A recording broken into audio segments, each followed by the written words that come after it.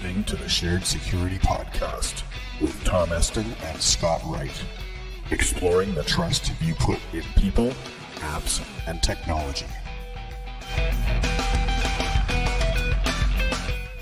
This is your Shared Security Weekly Blaze for March 4th, 2019 with your host, Tom Eston.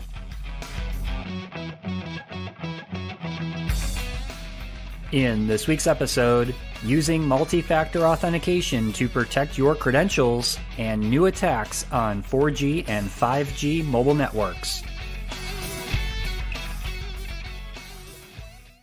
Protect your digital privacy with Silent Pocket's product line of patented Faraday bags, phone cases, and wallets, which will make your devices untrackable, unhackable, and undetectable. Use discount code SHAREDSECURITY to receive 15% off your order during checkout. Visit silentpocket.com today to take advantage of this exclusive offer.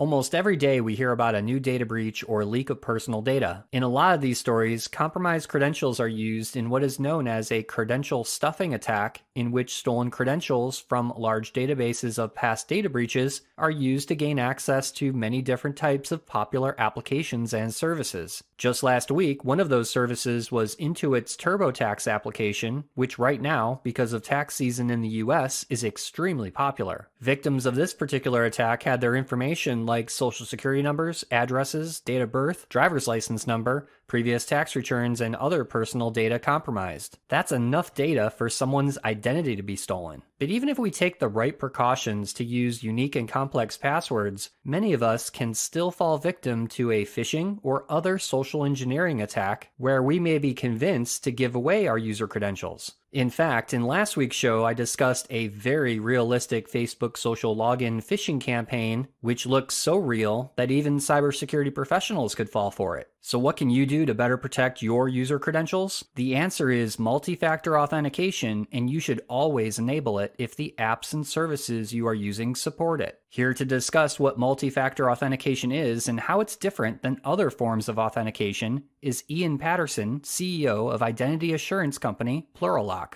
Historically, authentication is based around what you know, which would be something like a password or a PIN number for your debit card, what you have.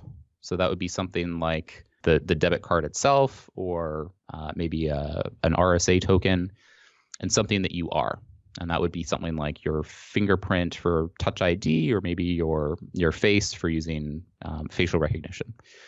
And multi-factor authentication is when you have two or more of those factors. So you're mixing and matching something that you know, something that you have, and something that you are.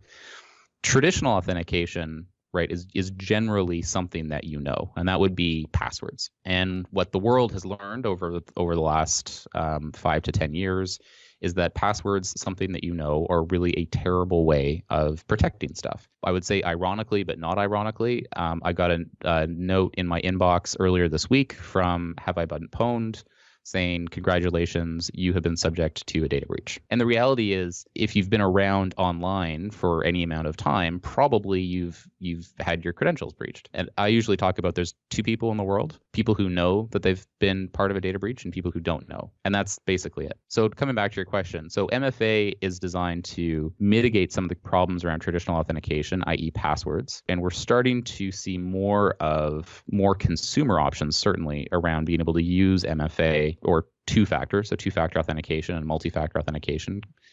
We're starting to see more of those options become available to consumers. So what are some of the issues that you're seeing with the way that companies and applications and everyone is using multi-factor authentication right now? I think that there are some good ways of doing multi-factor authentication, and there are some not good ways of doing multi-factor authentication.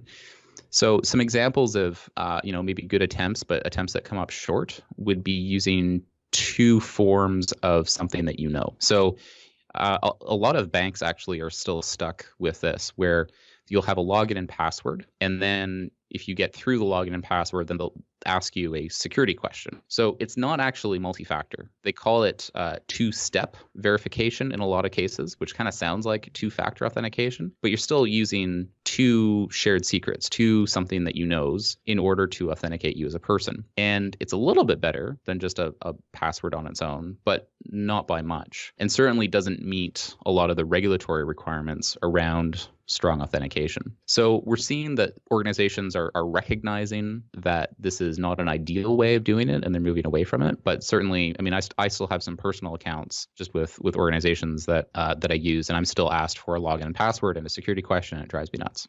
Why should apps and services move away from offering SMS text-based multi-factor authentication? What we've seen over the last couple of years is that SMS as a form of MFA, multi-factor authentication, is really insecure. So the Reddit hack a year or two ago was they were able to get in because SMS was used as a form of multi-factor authentication, and the attackers were able to usurp that and get access. And so there are better ways of doing MFA. There are not so good ways of doing MFA.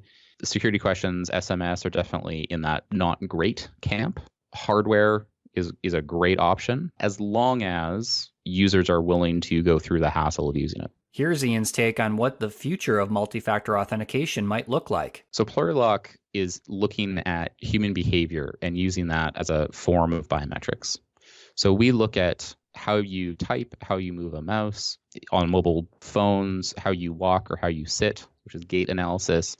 And we use that as a form of invisible second factor authentication on top of your standard login and password. So if you consider that, there can be a spectrum of really, really secure and really inconvenient on one end, and on the other end of the spectrum would be really, really convenient but unbelievably insecure, there's different solutions that you can plot on that spectrum. And hardware is usually really, really secure. As a general rule, if you're using hardware tokens or if you have a YubiKey, for instance, those are great solutions. The challenge is you actually want to roll out multi-factor authentication to more places than you can realistically expect users to do MFA. And so what happens is, and we've seen this with some of our customers and other organizations that we work with, they'll purchase an MFA solution, they'll integrate it in one or two points, and then the rest of the interaction with users is left unprotected because they can't get over the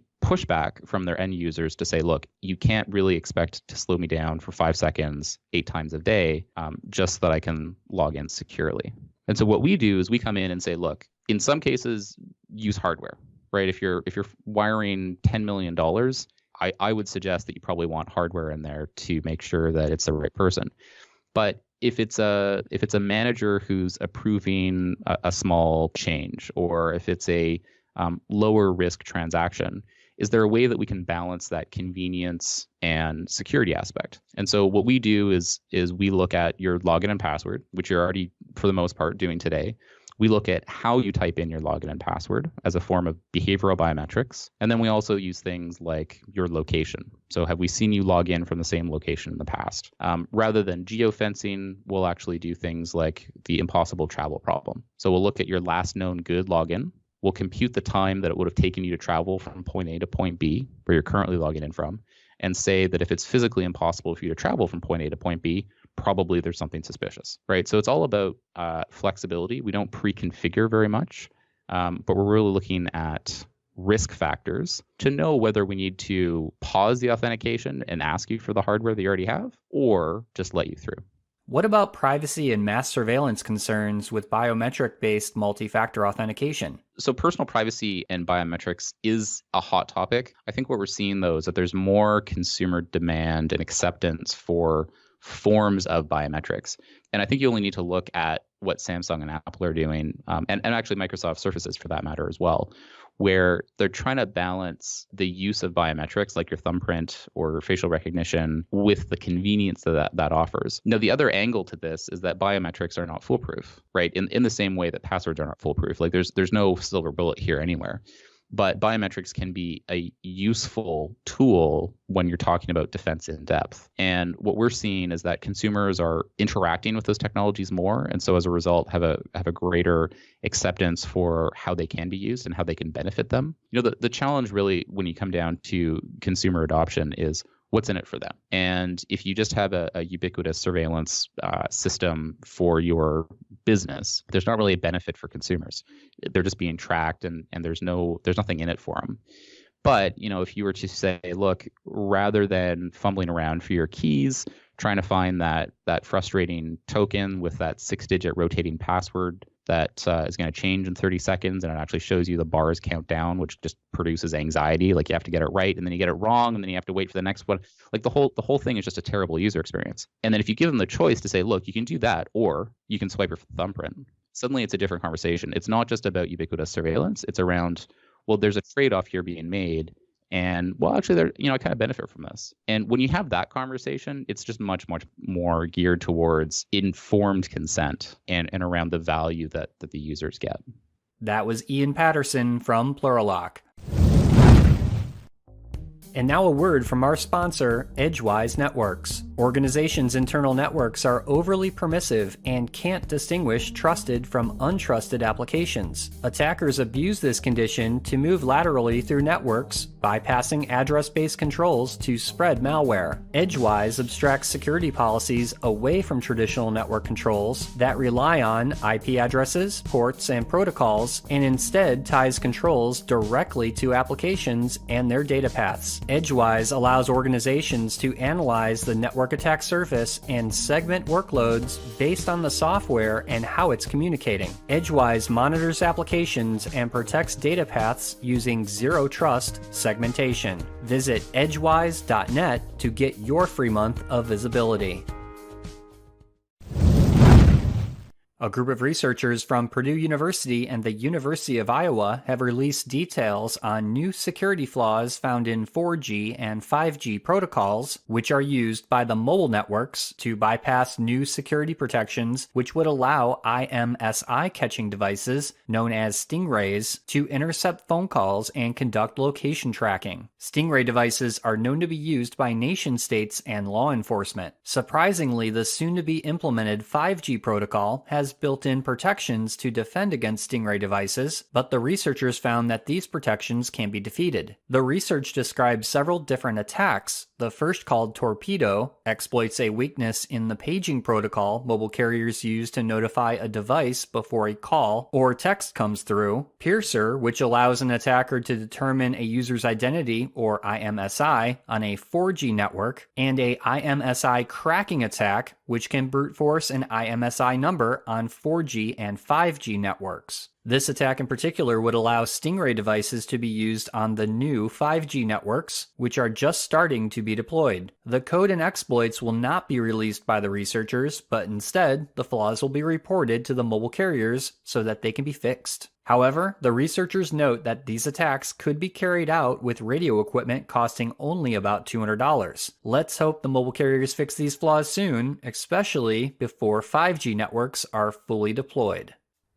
That's all for this week's show. Be sure to follow the Shared Security Podcast on Facebook, Twitter, and Instagram for the latest news and commentary. If you have feedback or topic ideas for the show, you can email us at feedback@sharedsecurity.net. First-time listener to the podcast? Please subscribe on your favorite podcast listening app, such as Apple Podcasts, or watch and subscribe on our YouTube channel. Thanks for listening, and we'll see you next week for another episode of the Shared Security Weekly Blaze.